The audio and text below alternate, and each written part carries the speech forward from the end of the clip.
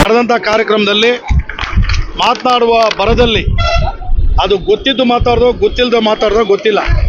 ಆದರೆ ಕನ್ನಡಿಗರ ಬಗ್ಗೆ ಅವ್ರಿಗೆ ಅಭಿಮಾನ ಇದೆ, ಅದರಲ್ಲಿ ಎರಡು ಮಾತಿಲ್ಲ ಆಯ್ತಲ್ಲ. ಹಾಗೆ ಮಾತನಾಡುವಾಗ ಅವರು ತಮಿಳಿನಿಂದ ಕನ್ನಡ ಹುಟ್ಟಿದ್ದು ಅಂತೇಳಿ ಅವ್ರು ಹೇಳಿರ್ತಕ್ಕಂಥದ್ದು ಭಾಳ ತಪ್ಪಾಗಿದೆ ಆಯ್ತಲ್ಲ. ಈಗ ಪ್ರಪಂಚದಲ್ಲಿ ತಮಿಳಿಗೆ ಎಷ್ಟು ಇತಿಹಾಸ ಚರಿತ್ರೆ ಇದೆಯೋ ಅಷ್ಟೇ ಕೂಡ ಕನ್ನಡಕ್ಕೂ ಕೂಡ ಸಮಾನಾಂತರವಾದಂತಹ ಇತಿಹಾಸ ಇರತಕ್ಕಂಥದ್ದನ್ನು ನಾವು ನೋಡಿದ್ದೇವೆ.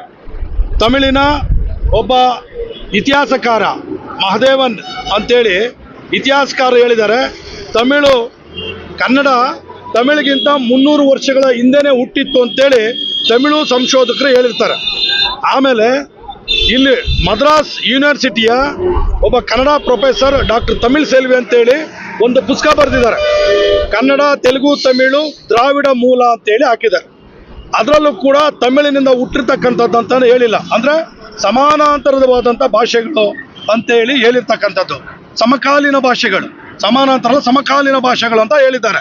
ಹೀಗಿರ್ಬೇಕಾದ್ರೆ ಹೇಗೆ ಕಮಲಾಸನ್ ಅವರು ತಮಿಳಿನಿಂದ ಹುಟ್ಟಿತು ಅಂತ ಹೇಳ್ಬಿಟ್ಟು ಹೇಳಿದ್ದಾರೆ. ಇವತ್ತು ಕನ್ನಡಕ್ಕೂ ಕೂಡ ಕ್ರಿಸ್ತಪೂರ್ವ 3ನೇ ಶತಮಾನ ಮತ್ತು ಬಹಳ ಮುಖ್ಯವಾಗಿ ಇನ್ನೊಂದು ಮಹಾಭಾರತ ಬರೆದಂತಹ ವ್ಯಾಸರಾಯರ ಮಹಾಭಾರತದಲ್ಲೂ ಕೂಡ ಕನ್ನಡ ಉಲ್ಲೇಖ ಇದೆ.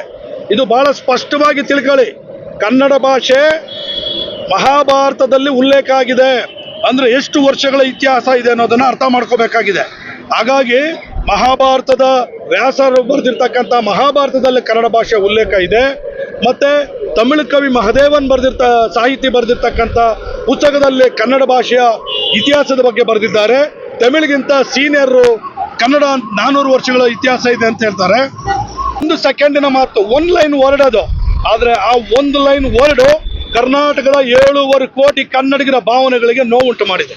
ದಯಮಾಡಿ ಕಮಲಾಸನ್ ಅವರೇ, ನಿಮ್ಗೆಲ್ಲ ಹೇಳ್ತಾರೆ ಏನು ಉಲಗನಾಯಕನ್ ಅಂತೆಲ್ಲ ಹೇಳ್ತಾರೆ, ದಯಮಾಡಿ ಅದಕ್ಕೆಲ್ಲ ಕಪ್ಪು ಚುಕ್ಕಿ ತರ್ಕೊಳಕ್ ಹೋಗಬೇಡಿ.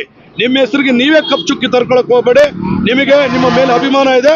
ಈ ಕೂಡಲೇ ಕನ್ನಡ ಜಾಗೃತಿ ವೇದಿಕೆ ಒತ್ತಾಯ ಮಾಡುತ್ತೆ, ನಿಮಗೆ ಈ ಕೂಡಲೇ ನೀವು ಕನ್ನಡಿಗರ ಕ್ಷಮೆ ಕೇಳೋದ್ರಿಂದ ನೀವೇನು ಸಣ್ಣವರಾಗಲ್ಲ, ದೊಡ್ಡವರಾಗ್ತೀರಿ. ಯಾಕಂದ್ರೆ ನೀವು ದೊಡ್ಡ ಕಲಾವಿದರು. ಹಾಗಾಗಿ ನಿಮಗೆ ನಿಮ್ಮದೇ ಆದಂಥ ಸ್ಥಾನಮಾನ ದೇಶದಲ್ಲಿದೆ, ಬರೀ ತಮಿಳುನಾಡಲ್ಲ, ಇಡೀ ದೇಶದಲ್ಲಿ ನಿಮ್ಮದೇ ಆದಂಥ ಒಂದು ಸ್ಥಾನಮಾನ ಇದೆ. ಹಾಗಾಗಿ ನೀವು ಬೇಷರತ್ತಾಗಿ ಕ್ಷಮೆ ಕೇಳಲೇಬೇಕು ಕಮಲಾಸನ್ ಅವರೇ. ಇಲ್ಲ ಅಂದರೆ ಮುಂದಿನ ದಿನಗಳಲ್ಲಿ ಕನ್ನಡ ಜಾಗೃತಿ ವೇದಿಕೆಯಿಂದ ಹಂತ ಹಂತವಾಗಿ ಉಗ್ರವಾದಂಥ ಚಳವಳಿಯನ್ನು, ಬೇರೆ ರೀತಿಯಾದಂಥ ಚಳವಳಿಯನ್ನು ಮಾಡ್ತೀವಿ. ಅದನ್ನು ಎದುರಿಸೋದಕ್ಕೆ ಕಮಲಾಸನ್ ಸಿದ್ಧ ಆಗಬೇಕು ಅಂತೇಳಿ ಎಚ್ಚರಿಕೆ ಕೊಡ್ತೀನಿ.